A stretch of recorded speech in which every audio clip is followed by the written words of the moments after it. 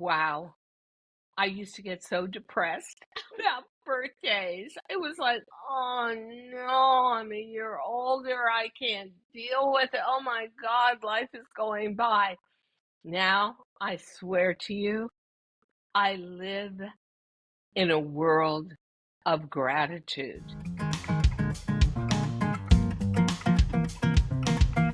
Hi, everybody. This is Diane Gilman, formerly known as the Queen of Jeans on QVC HSN, now with my own podcast, Too Young to Be Old. Speaking of being old, this is my birthday, 78 years on this earth. And I wondered to myself, what if I could go back in time and have a conversation with my younger self? What would I tell me as a young girl, as a woman, as a middle-aged matron?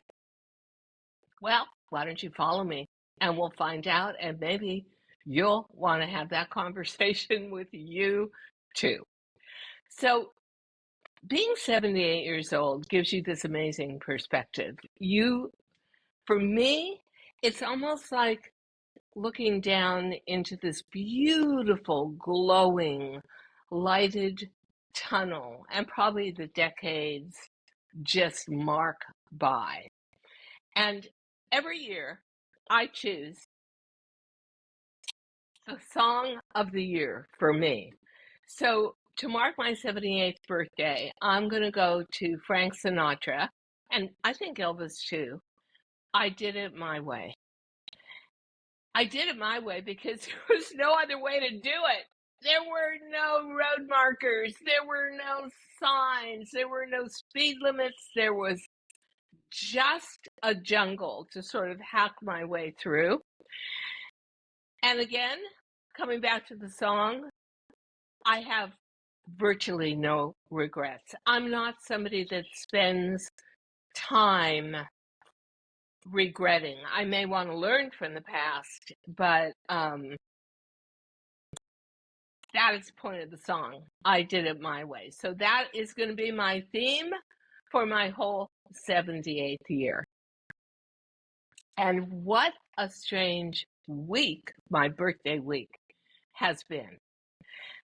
To be bookended by the memorial and saying goodbye to a very dear friend, John Barrett, who literally shaped my life in a very consequential way from middle age until now by showing me how glamour and beauty can sort of be manufactured out of nowhere, because I'm certainly not a beautiful woman, and how much that aided me in what I wanted to do and needed to do, which was be the champion for women of my generation, women over 55. So I say goodbye to John, and with total and deep gratitude, I come into a totally new year, very uncharted territory, but you know what? I feel in a way that's how my whole life has been. So let's take a journey. Let's go back in time. I think I sound like Dick Clark, where he used to do, and let's go back to the hits of the 60s and the 70s. Well, born in 1945, born to much older parents. My mother was already 45, unheard of at that point. My father was well over 50. I was a girl born with a sense of purpose, even as a little toddler, and a lot of dreams. And I think that both my parents' dreams had been squelched by the Great Depression. And I think especially for my mother, she was very, very anti-dream. It was all about, here's where it is, here's what you're going to do.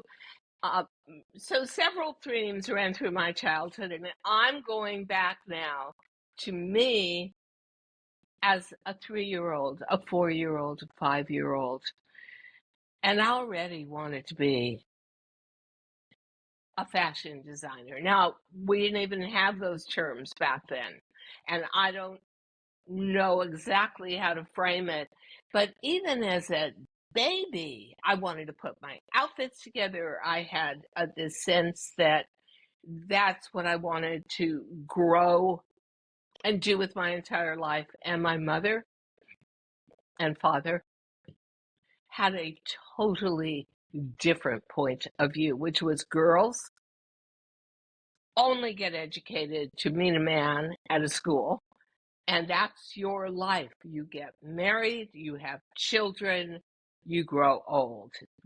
That's it. And here I was, and I'm trying to express to them as a baby that I have these I have these dreams. And so not having any siblings, not having any family on the West Coast, Los Angeles, where I was born and grew up, I had no one to talk to. I had not even any images to follow. My mother loved movie magazines, but there were no real fashion magazines at the time. And I would say to my toddler self, 5 years old now, 6 years old, don't stop dreaming. Even though the people around you that are and supposed to be your icons and your beacons of light to get you where you need to go in life, prepare to live your dreams. And you know what, little girl, little Diane, dream big. Why not? And so I did. And that caused huge knockdown, drag out arguments constantly. And my mother telling me that life for a woman was over with at 30, so you better get going and get your head on straight. And there was a lot of tension and anger and unhappiness, and I had no one to turn to. So I turned to myself. I turned to drawing. I turned to sketching. I turned to teaching myself how to sew, how to. We used to play with paper dolls. We didn't even have Barbie. There was no Barbie till I was 14. So I would say two big things. Number one, mini me, Diane, as a 5-year-old, a 6-year-old, 7, 8, 9, 10. Dream big. Never stop dreaming. No one can take your dreams away from you. And don't blame yourself. Because in my household, I was the only child, consistently the bad girl, the disappointing child, the child that how dare you not agree with your parents? And frankly, that would have been the best advice ever if someone had said, don't blame yourself. Just a little bit like Lady Gaga. You're born this way. I was born with a purpose and a destiny. I was just too young to understand it. And if I could have said that to me before I even hit double digits, I think I would have been a much happier child, because it was always put on me that I made my parents so miserable by being such a bad child. And it simply wasn't true. I was, in a way, just a child born into the wrong family. And if I wanted to turn around to my teenage years, which were spent always feeling different and somehow incorrect. I never fit in. Well, I led a very different life from most kids. So I led a dual life. At home, my father was a gentleman that had no control over his temper or his desires. Most weekends I spent hiding in closets, locked in my own bathroom, up a tree. We had a little tree orchard. Um, my father was always chasing after me with a butcher knife. So I led a very, very different life. And if I had to come back to my teenage self, and I could feel, and so could other people, how different I was, because my home environment was like nothing. Now we had TV. I didn't even get TV till I was 6 or 7. But once you had TV, it was all Leave It to Beaver and My Favorite Uncle and the Brady Bunch and all this happy stuff about goofy families. And then there was my family. And you couldn't share that with anybody. So I would say to myself in my teenage years, Diane, stop asking why me? Why me? Why did I get this family? Why do I have to deal with all this confusion and violence and contradiction? My life was so nuts. And then there was school where you had to act a completely different way, totally normal, la la la. You know what? Don't blame yourself. That would be probably one of the 5 biggest life lessons I could ever have learned. But at that time in America, you never spoke about that. If there was abuse in your home, you kept that to yourself. There was no one to talk to. And I did try to go to the school counselor once, and they called my parents and said, your daughter's lying about you. You know the things she's saying. Oh, that was great. Then I got to go home and deal with that, which was so scary. So as I got to a point where I could leave the home and join a sorority and go to college, I would have one thing to say to me in my late teens, and it would be, stop trying to make it right. You can't make something that wrong right. Just escape. And it really got to a point that was so dramatic, and I always thought, it must be me. Maybe I am the bad child.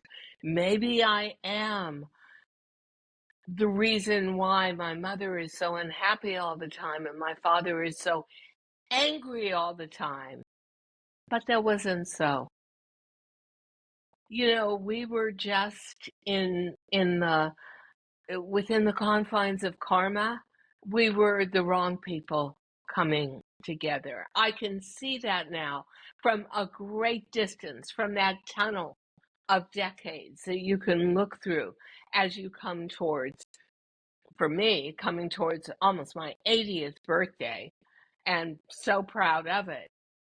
But I would say not only don't blame yourself, Diane, but I spent so much of my childhood and my youth, well into middle age, angry, angry, angry, angry I didn't have a mother that ever expressed any love, angry that I had a father who was always inappropriately chasing after me and cornering me. And I did my best to channel some of that anger into my career. And I never gave up on my career, but I was also incredibly angry because my parents would never fund a education that would have meant so much to me. And I only say this to sort of frame the anger. I found out when I went back for my father's funeral when I was about, I must have been 49, 50, that I had had a 4-year scholarship to the Sorbonne because I was adept at language, French. And even though there was no fashion course in my high school, my French teacher knew how much that meant to me, and he actually applied for me and got the scholarship. My parents knew about it and never told me, intercepted the letter of acceptance from the Sorbonne and burnt it. And my mother just mentioned it offhandedly to me like it meant nothing at my father's funeral. It was events like that kind of knowledge, that kind of constantly being put in a box, that I would say anger ruled my life. And of course, that anger repelled a lot of people. It frightened people. There was always that edge on me, but at the same time, there was a facility in me that allowed me to channel some of that anger into fuel.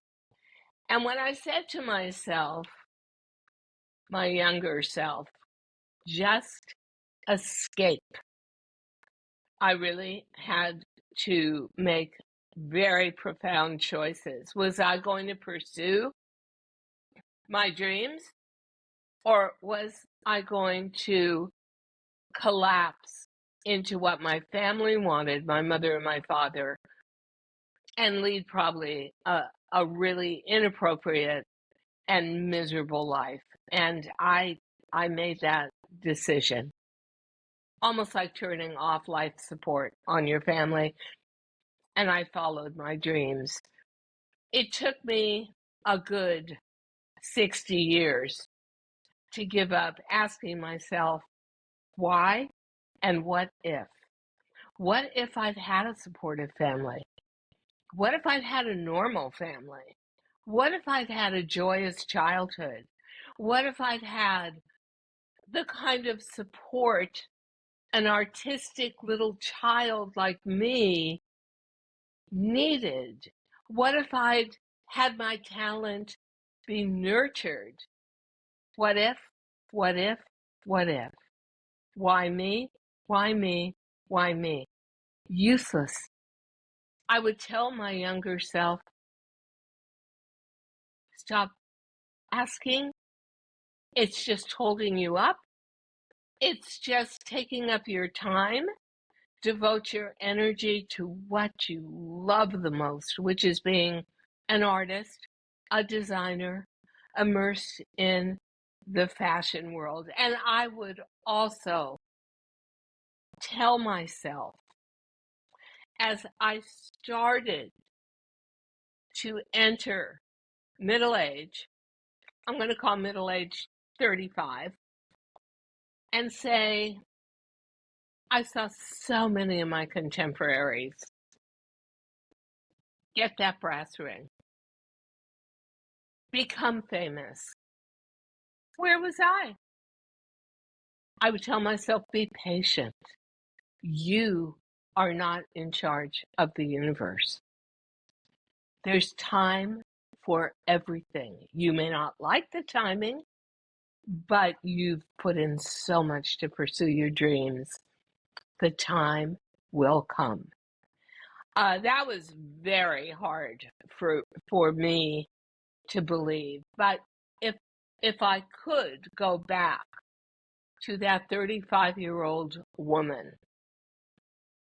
I would honestly say, believe in your destiny. Believing in your destiny is believing in yourself. And maybe the toughest thing to do for someone who had fought as hard as I had for just basics in life, like let me live my life the way I want to and the way I'm equipped to. I would say trust in the universe. Now, that for me, even today at 78, that's a tough one. When you are a personality that wants to be in control as much as I did and do, it's hard to accept. I'm not saying to my younger self, oh, just hang back, be cool, it'll all come to you. But there were so many points where, number one, because I had no family backing, no one to give me advice, I constantly chose the wrong business partners who understood that I was an artist, not a suit, not a business person, that I could generate money, but couldn't necessarily handle it in a big corporate way. I was always taken advantage of. And part of that was also the fact that my parents, and I think it was part of their nature to say, you're going to fail, you're never going to succeed. Don't be ridiculous, because they had gone through the Great Depression, almost starved to death. But that brings to mind one more thing, I would say, which is my entire life terrified of failure, terrified of starving to death. Oh, yeah, yeah.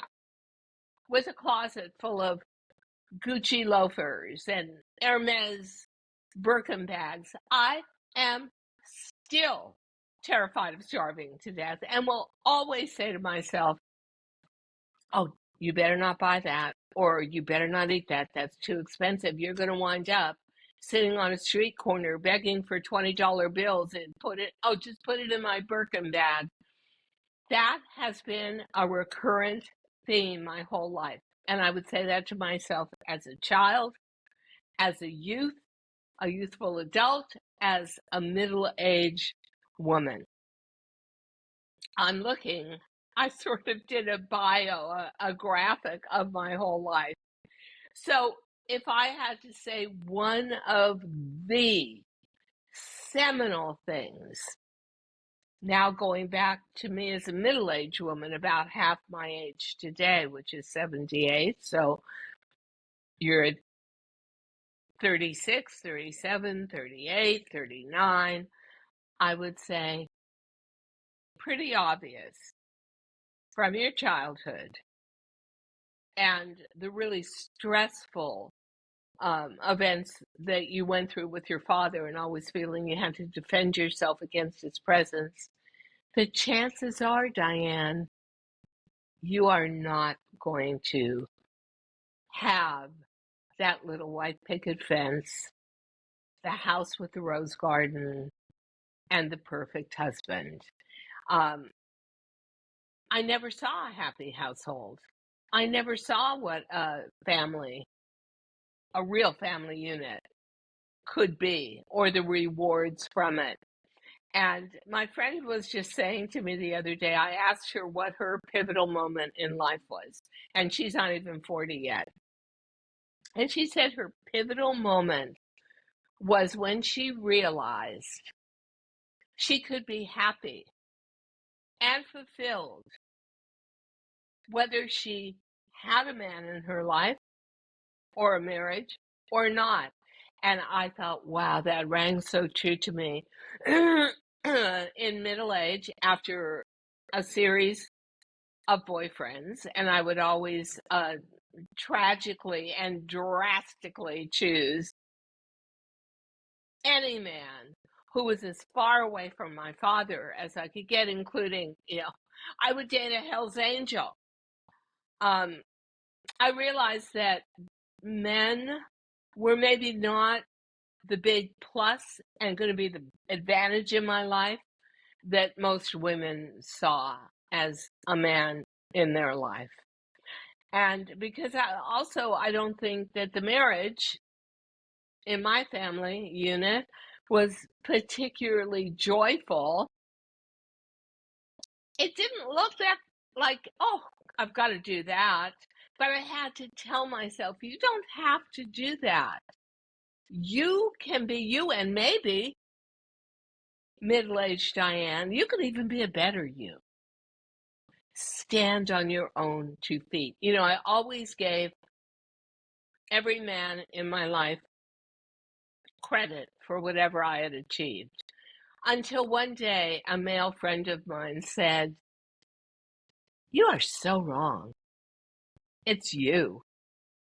You are the reason why you are where you are today." And that's kind of a lonely place to be, but somewhere around 40, when it became a little tougher to date, there was a whole generation, 2 generations of younger women behind me, attracting men. I realized this was a pivotal moment that, you know what? You may have to go this alone, but what a ride it's been. And as I get towards the now, I would also say, going back to my youth, don't be so terrified. I was terrified all the time. As much as I wanted to design, and I did, I was also terrified I was always going to fail. When I went on TV and people said, "Oh, you must love it. You look like you love it. You're such a natural." I will tell you the truth. Every single big show, I would lie in bed before I had to get up and get to the studio, almost in a fetal position, saying, "Oh no, I'm going to fail. I'm going to fail. I'm going to fail. I'm going to fail."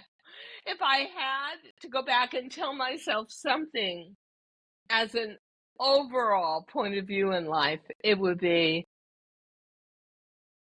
relax. Trust in yourself. And guess what? It's all going to turn out okay. So, as the years went on, I reached a point where it was so unusual at 60 years old as a fashion designer, because most designers never exist past the age of 45 or 50. They just fall out of the business. I had my big moment. I had my what I call my light bulb moment. And for that, I would honestly say to my middle-aged self, Diane, enjoy the rocket ride moment. It usually only comes once in a lifetime.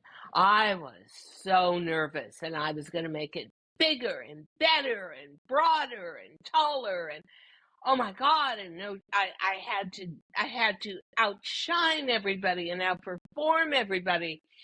And I think I look back on those years now, and they're not joyful years to me. They're years where I feel a proud sense of accomplishment, but I don't think I really enjoyed that rocket ride moment at all. And what a shame that was. That would be one of my big messages to a younger me. Enjoy the moment. And what can I say now? Wow. I used to get so depressed about birthdays. It was like, oh no, I'm a year older. I can't deal with it. Oh my God, life is going by. Now, I swear to you, I live in a world of gratitude.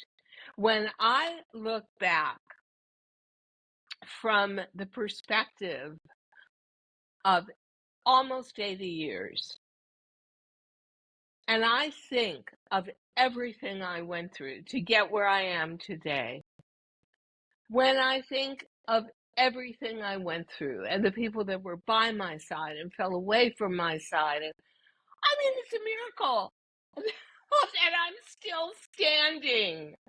I led a pretty fast life.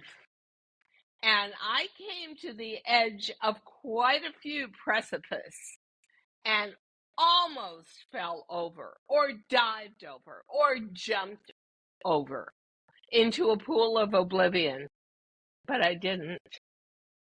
And I should have trusted myself a little bit more. But I'm going to go back to the now and say, there's a reason why I chose that song. I did it my way. And whether you love it from Elvis or you love it from Frank Sinatra, and I'm not ashamed to love real retro stars,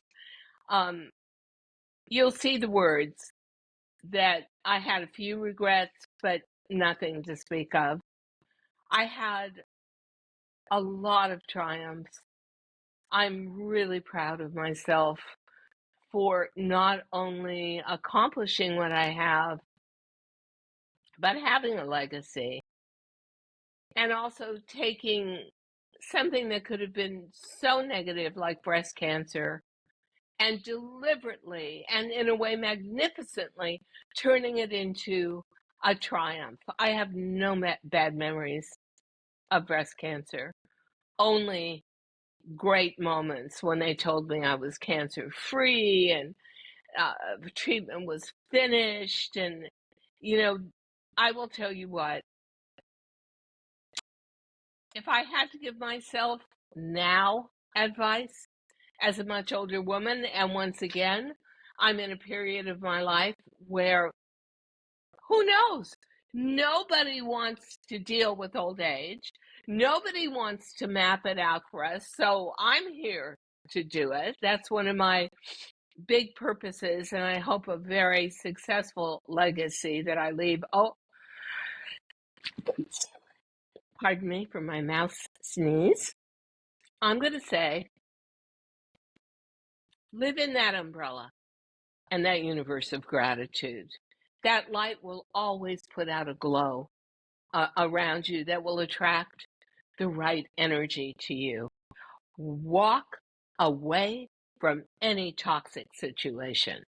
Not only have you earned it, but you know it and you know how bad it is for you, and you want the best around you as you build up and leave your story for younger generations to follow and hopefully admire. The biggest message to me, because I worked so hard all my life. I was actually walked into, when I was 9 years old, my mother took me grocery shopping at some little strip mall in Whittier, where we had moved to for a few years until I came back to LA and UCLA. And I walked into a local fashion boutique. It was actually pretty fabulous. And I said, "Hi, I want to be a fashion designer. I'm 9 years old. I'll do anything. I'll make your coffee. I'll sweep your floors. I'll clean out the interior of your car." And they let me do it. So I have literally been working since I'm 9 years old. And you know what? Loving every minute of it. No regrets. Once again. But I would tell myself at this point in my life, relax and give yourself permission to just have moments where you enjoy. Nothing more. Not working towards goals, not writing up shows into the middle of the night, not practicing lines. Just learn how to silence your interior self and enjoy. And very honestly, this will be one of the happiest birthdays of my life. And I wish that for all of you. And it's why I titled my second book and my podcast, Too Young to Be Old, because in our heart of hearts and our minds, we can always remain youthful and active and inquisitive and caring. So I can assure you, no matter what the number is, and next year 79, yikes, and the year after that, big decade birthday, 80, I will always be too young to be old, and I wish that for all of you. Thank you so much for listening. Thank you so much for listening to Too Young to Be Old podcast. The episode may be over, but the fun doesn't have to stop here. Find us on Facebook, Instagram, TikTok, and YouTube at The Diane Gilman, or visit our website, thedianegilman.com. If you like the show, leave us a rating or a review and subscribe so you don't miss the next episode. And until then, don't forget, age is just a number. Together, we'll prove that we are all too young to be old.